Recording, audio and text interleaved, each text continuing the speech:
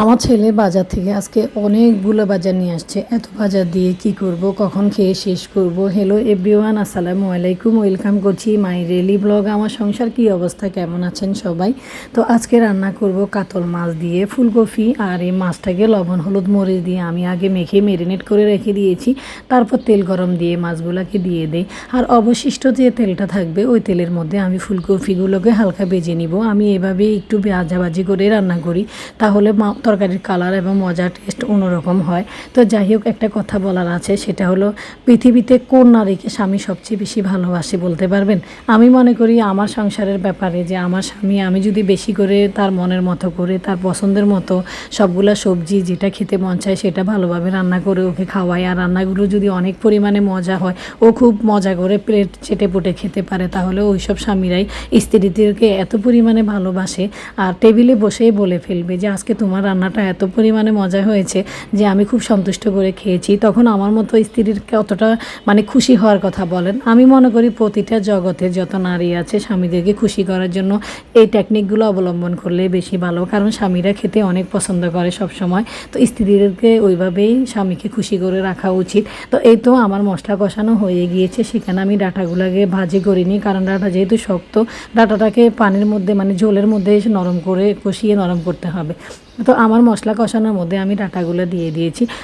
যখন ডাঁটাগুলো নরম হবে তখন আমি ফুলকপিগুলোকে এই ঝোলের মধ্যে দিয়ে কষিয়ে ফেলবো। কষানো হয়ে গেলে আমি উপর দিয়ে মাছগুলো দিয়ে দিব। আসলে স্বামী স্ত্রী আল্লাহ এমনভাবে যে পবিত্রভাবে জোড়া দিয়ে দুনিয়াতে পাঠিয়েছে, এইসব ভালোবাসা খুব অতুলনীয়। এটার সাথে পৃথিবীর কোনো কিছুই সমতুল্য করা যাবে না। আমি মনে করি প্রতিটা স্ত্রী, ঘর সংসার এবং গৃহিণীরা সবসময় ওইভাবে চলা উচিত যেভাবে স্বামীরা পছন্দ করে। চলাফেরা, খাওয়া দাওয়া, আন্তরিকতা, কোনো অভাব রাখে না। একটা সংসার সুখের হয় একটা নারীর কারণে, ওই নারী সংসার সুখের করে নেওয়াই উচিত। প্রতিটা স্বামীকে সুখ শান্তি দেওয়া উচিত। তো আমরাও চেষ্টা করি যেন প্রতিটা সংসার বা আমার সংসার ভালো থাকে, আপনাদের সংসারও ভালো থাকে। ঠিক সেভাবেই আমাকেও চলা উচিত, আপনাদেরকেও চলা উচিত। তো যাই হোক, আমি সবসময় রান্নার ভিডিও এই কারণেই করি, আমার হাজব্যান্ড খেতে অনেক পছন্দ করে, আমার বাচ্চারাও খাওয়া দাওয়া খেতে পছন্দ করে। যেহেতু আমাকে অনেক রান্নাবান্না করতে হয়, অনেক বাজার করতে হয়, তাহলে আমি একটা ব্লগই বানিয়ে ফেলি না কেন?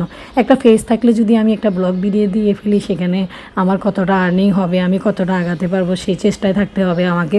তো যাই হোক, ফেস থেকে আর্নিং করা খুবই কঠিন, অনেক সময় লেগে যায়। তবে একটা কথা কি, অধৈর্য হলে হবে না, লেগে থাকতে হবে। আপনি লেগে থাকেন না ভাই, লেগে থাকলে তো একদিন না একদিন আপনি সাকসেস হবেনই। আর সাকসেসের জন্য দৌড়াতে হবে, কষ্ট করতে হবে, শ্রম দিতে হবে, আর বুদ্ধি খাটিয়ে কাজ করতে হবে।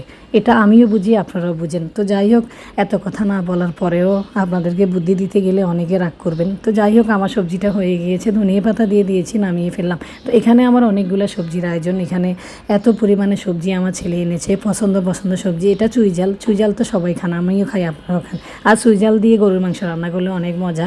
তো এটা বেগুনি কালারের পাতাকপি, তারপর টমেটো ছিল, দেশি মুরগি ছিল, স্কোয়াশ ছিল, তারপরে এখানে পেঁয়াজ পাতা, তারপরে মটরশুঁটি, সবজির অভাব নাই। এখানে আবার একটা বড় ফুলকপি আছে। তো এই ফুলকপিটা মাছ দিয়ে রান্না করলে অনেক মজা লাগবে। এখানে আবার ব্রোকলি আছে, ব্রোকলিটা ভেজে খেলে অনেক মজা। মটরশুঁটি আছে, সিমের বিচি আছে, সিম আছে, গাজর আছে, শসা আছে, অনেক বাজার আলহামদুলিল্লাহ। তার মধ্যে অনেকগুলো ফলও নিয়ে আসছে। ফলের মধ্যে ছিল পাকা পেঁপে, হচ্ছে একদম গাছ থেকে যে পাকা পেঁপেগুলো পাড়া হয় না, সেই রকম পেঁপে। তো পেঁপেটা অনেক মিষ্টি এবং মজা ছিল। তো যাই হোক, আলহামদুলিল্লাহ, আল্লাহর দরবারে হাজার শুকরিয়া যে আমরা খেয়ে দিয়ে অন্তত বাংলাদেশের মানুষ বাঁচতে পারতেছি। তো সবার ভাগ্যে যেন আল্লাহ সব কিছুই ভালো রাখে, সব কিছুই মিলিয়ে রাখে। আমি খেতে পারছি, অন্যরা খেতে পারছেন, আল্লাহ এমনটা না করুক। সবাই যেন খেয়ে পড়ে বাঁচতে পারে, আমার সেই দোয়া। আসসালামু আলাইকুম।